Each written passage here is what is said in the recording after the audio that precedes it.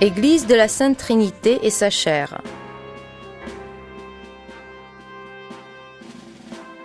L'église de la Sainte Trinité néo-Renaissance fut édifiée dans les années 1560-62 de l'initiative du conseil municipal qui a fondé un nouveau cimetière.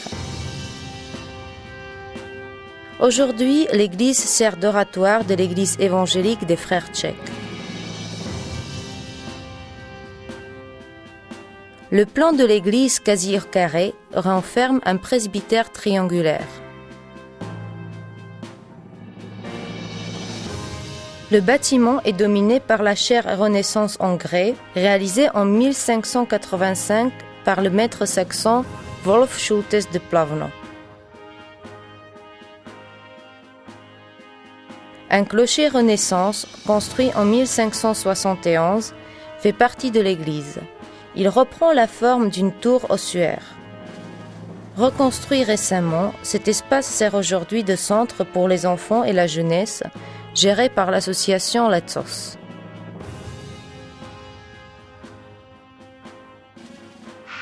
L'allée Jirásek cache le deuxième monument rappelant le mouvement hussite.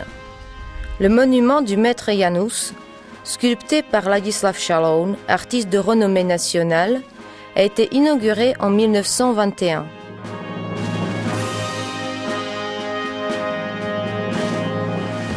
Derrière l'allée Jirásek se situe la brasserie municipale.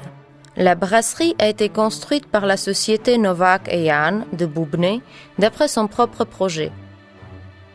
Depuis 1968, la brasserie ne fonctionne plus.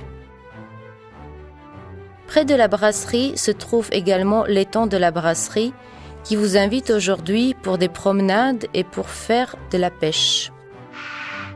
Le bâtiment Art Nouveau du lycée, qui porte aussi des éléments néo-Renaissance, a été construit d'après le projet de l'architecte pragois Jaroslav Valečka.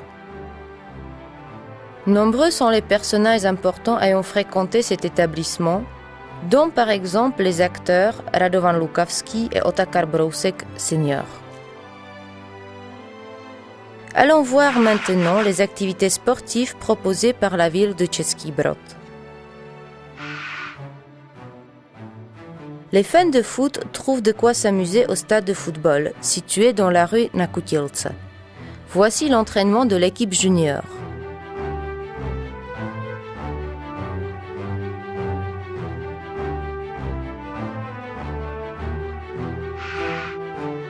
Dans la rue Sokolska, près du stade de football, se trouve le centre de tennis, où l'on trouve des terrains de qualité qui avaient permis aux sportifs locaux de gagner de nombreux tournois.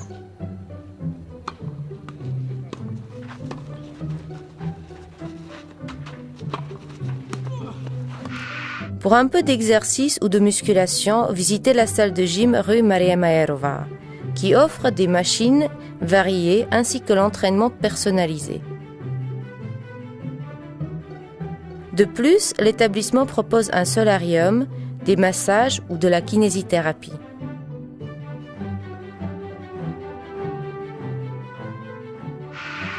L'école élémentaire Jitomirska vient d'ouvrir un nouveau mur d'escalade, très apprécié par ses élèves ainsi que par les visiteurs extérieurs.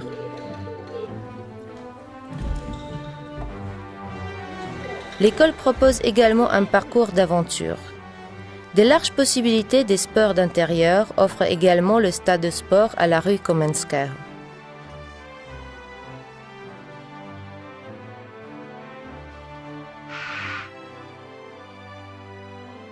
La ville vient de rénover et d'ouvrir de nombreuses aires de jeux pour les enfants.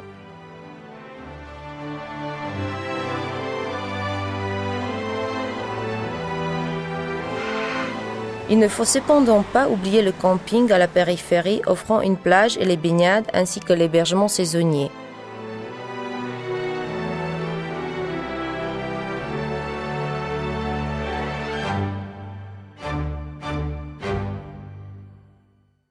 Au cours de l'année, la ville de Český Brod propose des événements culturels et sociaux. Procession de lumière d'Avon se déroule tous les ans avec un grand succès. Cet événement, organisé par les associations Magrata et Letsos, s'achève par le discours du maire, l'inauguration de l'arbre de Noël et par le concert de la chorale locale Vox Bohemica.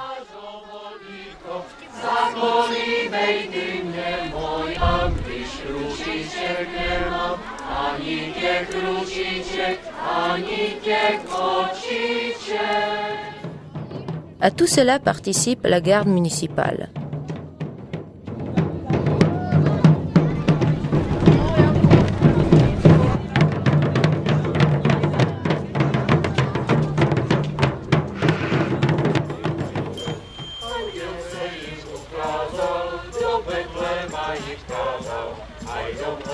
Cet événement caritatif au profit des nécessiteux, sur l'initiative de l'Église catholique et romaine, a lieu en janvier.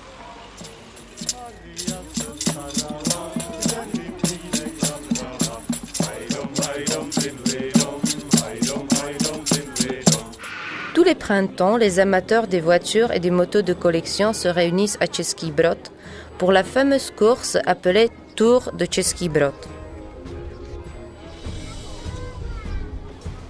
La première course a eu lieu le 12 mai 1934.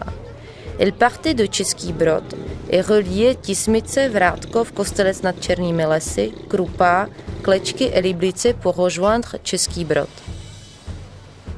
Les participants devaient parcourir ce circuit 7 fois avec une vitesse moyenne de 50 km par heure.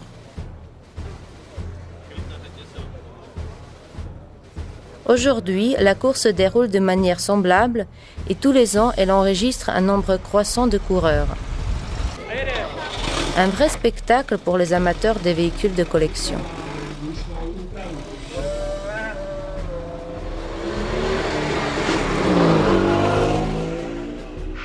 Le passage à Gué Royal est la fête municipale réunissant un marché traditionnel présentant l'artisanat, le théâtre, les escamoteurs et la bataille avec la garde municipale.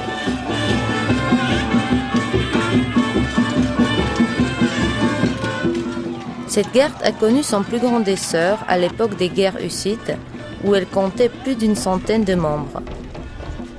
Aujourd'hui, elle est composée de 30 volontaires habitants de la ville.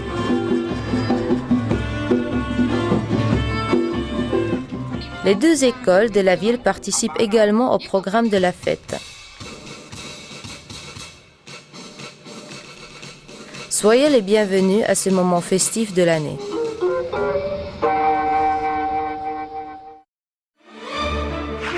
Les alentours.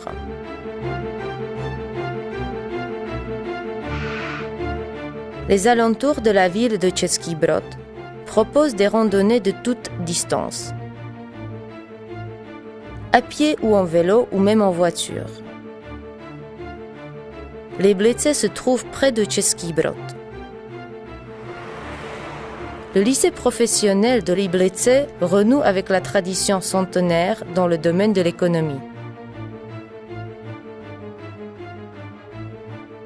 Liblice est dominé par les tours de radiodiffusion des ondes moyennes qui atteignent 355 mètres pour détenir le titre de la plus haute construction en République tchèque.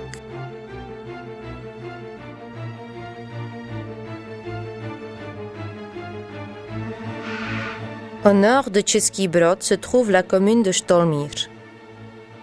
La chronique de Dalimil mentionne qu'au Xe siècle se trouvait dans cet endroit la cour Žitomíř, appartenant au prince Václav. Cette cour protégeait au Moyen-Âge la route commerciale appelée le sentier de Trstenice. En 1575, la commune de Štolmíř est devenue partie intégrante de la ville de Český Brod. C'est l'église baroque Saint-Havel qui vaut un détour.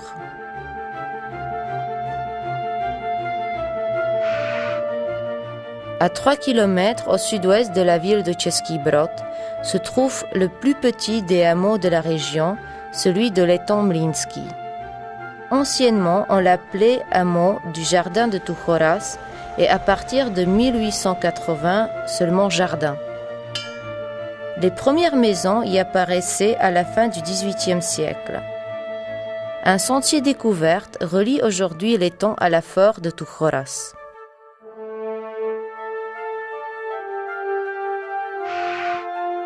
Dans la commune de Tismece, située au sud-ouest de Český Brod, se trouve la basilique romane de l'Ascension, datant de la fin du XIIe siècle. Les ailes de la basilique sont séparées par des piliers et des colonnes rondes.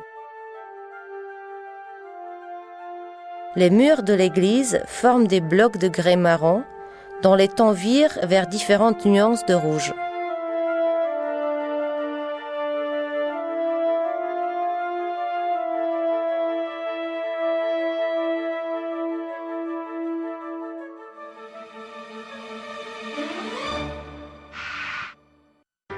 Dimanche, le 30 mai 1434, s'opposèrent près de Lipané les forces des hussites radicaux aux catholiques et aux outrequistes modérés. La bataille s'est soldée par la victoire des secondes. Déjà à son époque, la bataille de Lipané représentait un changement historique dont l'importance ne cessait d'augmenter au cours des siècles suivants.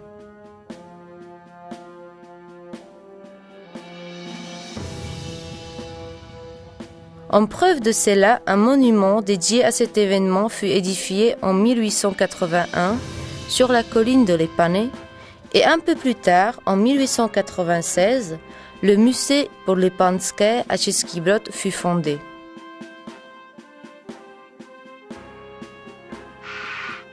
Suite à la construction du barrage sur la rivière Želivka, la question de sauvegarde de l'architecture populaire locale s'est posée dans les années 60-70 du siècle dernier. Ces bâtiments voués à disparaître sous les eaux du lac font l'objet du musée de l'architecture populaire. Et ils nous montrent comment les gens vivaient autrefois à cet endroit. Český Brod est une ville qui mérite un détour. Et nous espérons de vous avoir donné envie de la visiter. Au revoir à Český Brod.